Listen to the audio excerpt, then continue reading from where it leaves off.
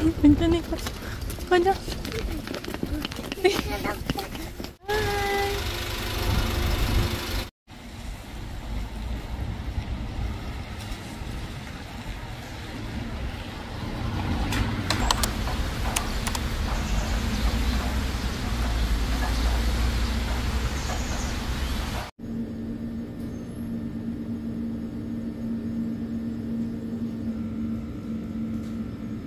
Ubus na yung bread namin sa bahay, kaya kailangan ko nang mag-refill.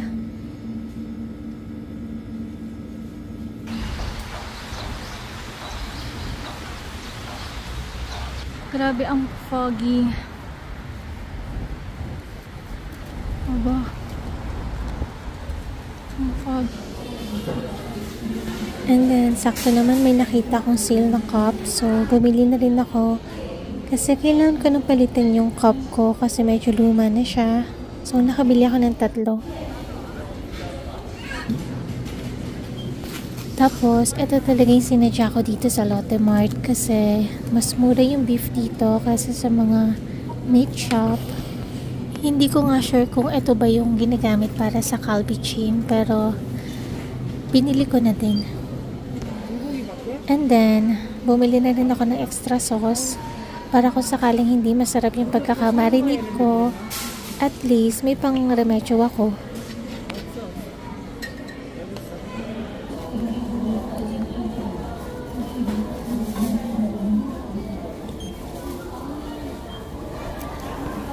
First time ko ding itry itong self-scan, tapos hindi ako marunong. Buti na lang, tinuruan ako ng nasa tabi ko. So, ito yung mga nabili ko today. Bali, 3 cup for me. And then, yung pang-Kalbi Chim ko. Ang laki na lalagyan ko no?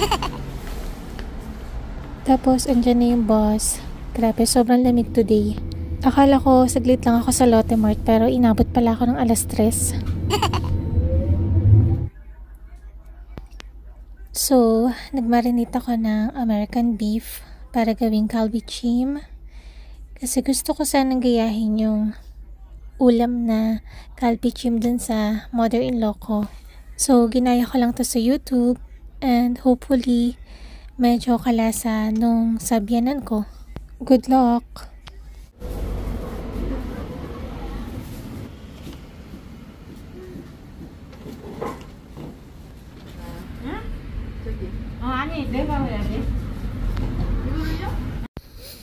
Ayun, medyo natagalan ako bago makaalis sa tindahan kasi nakipagkwentuhan pa sa akin yung ibang mga atsuma kasi tinanong nila kung foreigner ako. So, dahil foreigner ako, ayun, nagtanong sila na kung ano-ano. Hi.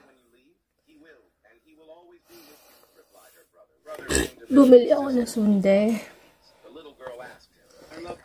Lumabas ako, it's around 9 na. Lumabas ako para bibili ng sundae kasi I'm craving for it. Ito yung sundae. Tapos, nagpalagi ako ng mga laman loob. Pero, kasi masarap yung mga laman loob, diba? E di nagpalagay ako ng nagpalagay ako ng laman loob nga. Like this, oh. Yan, laman loob. Laman loob. Kaya lang, yung nilagay na laman loob, or yung pagkakaluto nila ng laman loob, eto okay pa. Itong baga. Tapos, itong intestine ata, sobrang pait. Hindi ko makain, kaya sayang. Yun na lang. Ito na lang kakainin ko, tsaka itong sundae. Alam nyo ba dati? Ayoko nito. Pero ngayon, siguro mga after mga 4 years, saka ako nagustuhan.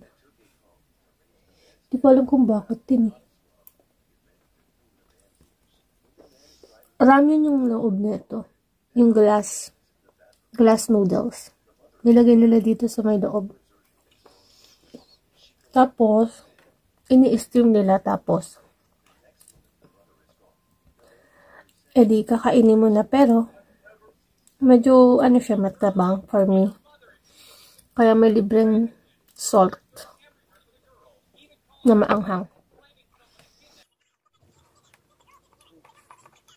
Kasi itong baga, masarap.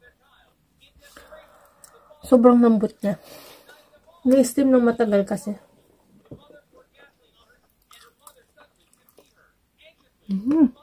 Sarap. Pagmunta kayong Korea, try nyo to.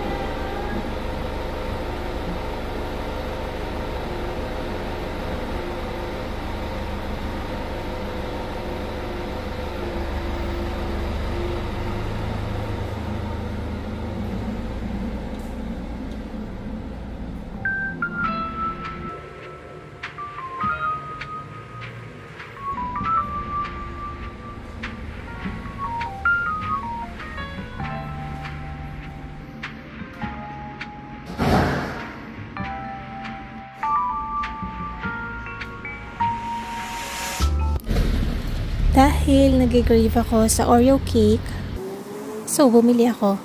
And medyo malayo ito sa bahay namin, pero okay lang kasi parang exercise ko na din.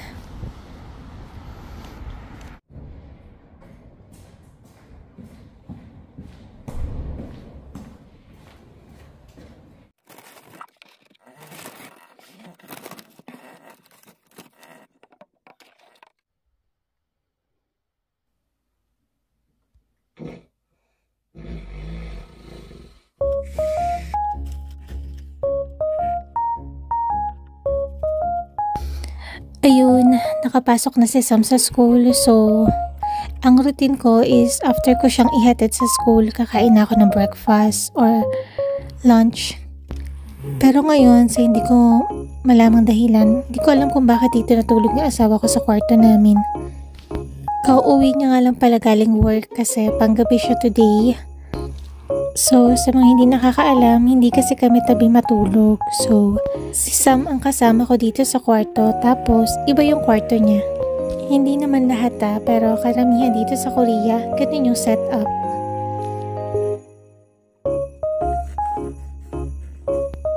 Sobrang favorite ko talaga to. Kaya lang minsan kasi unavailable siya, so sortihan.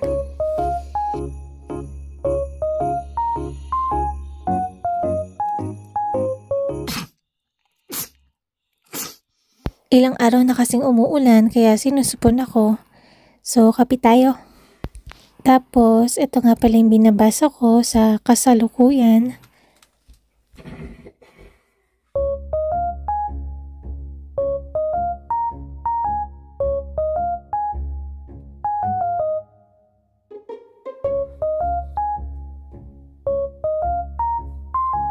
Bawal kasi mag-ingay kaya mag-headset tayo.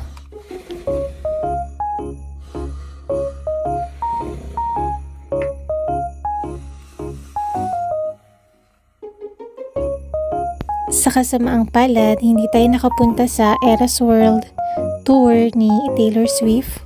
Kaya dito na lang tayo sa bahay mag-concert. Don't you worry, Taylor. Mapupuntahan din kita after 10 years.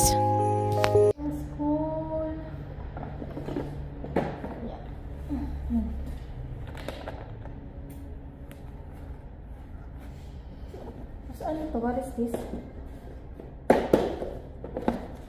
Wow.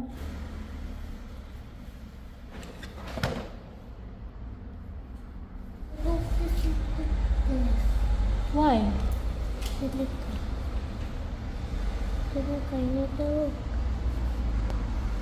I think it's a food. I think it's the vegetables. Wow. What is that? It's a nuts. Yes, it's a nuts. What is that? It's a nuts. O ba? Ang cute. Nakikita ko lang to sa TV before. Kumaka? Ito yung kinakain ni Nutcracker, di ba? Bango ang may peanut butter. It's not cooked. Don't eat that. It's not cooked. Ano baba? Don't eat. Why are you eating it? 맛없어. 이거 있어. 이거 봐봐. 맞아. 근데 지금 먹으면 안 돼.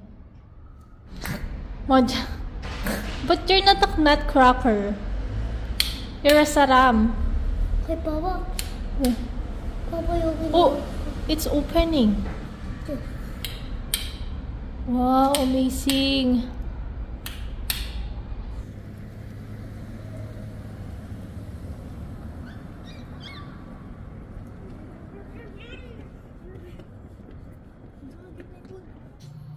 Lutuin natin yung binigay ng school kay Sam. Ang hirap pala lutuin ito. Napakatagal. 4 hours to 6 hours. Grabe.